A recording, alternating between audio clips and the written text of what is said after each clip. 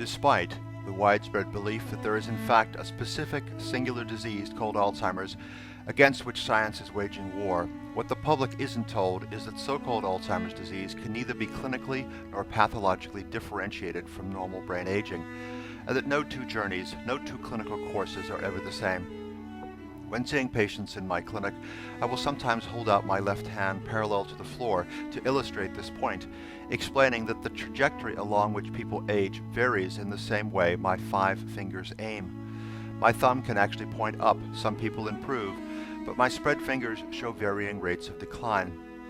Although we will all gradually lose some of our cognitive abilities as we age, there is no such thing as Alzheimer's disease that claims elderly victims or erodes our personhood.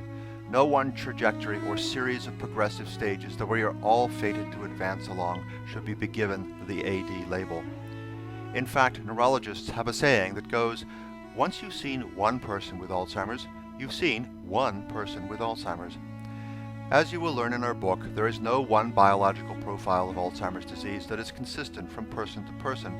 Moreover, the biological hallmarks of Alzheimer's, thought to be beta-amyloid plaques and neurofibrillary tangles, are also the hallmarks of normal brain aging. Clinical pathological studies, including the famous Nun study which graced the cover of Time magazine in 2001, have shown that many elderly people with a high volume of plaques and tangles in their brains do not clinically manifest symptoms of cognitive impairment.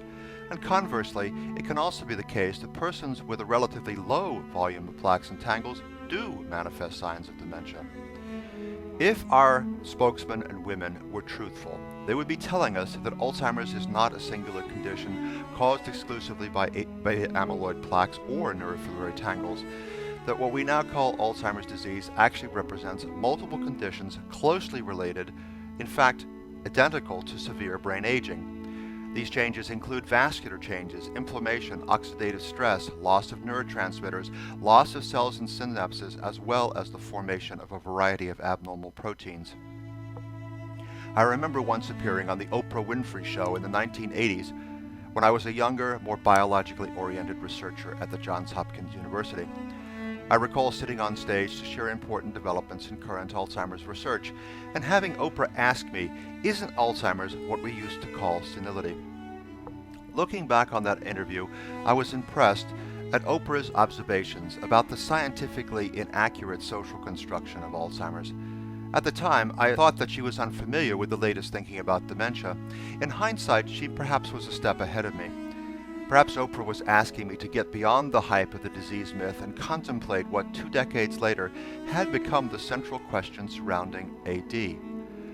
Should a singular disease label with frightening and stigmatizing cultural meanings be used to describe a condition that without the label might otherwise be considered variable human brain aging, and be received with compassion and empathy rather than fear, dread, and paranoia? Upon the 100th anniversary of Alzheimer's disease, it is time to consider the facts and ask ourselves, what story do we, as a culture, want to tell about brain aging?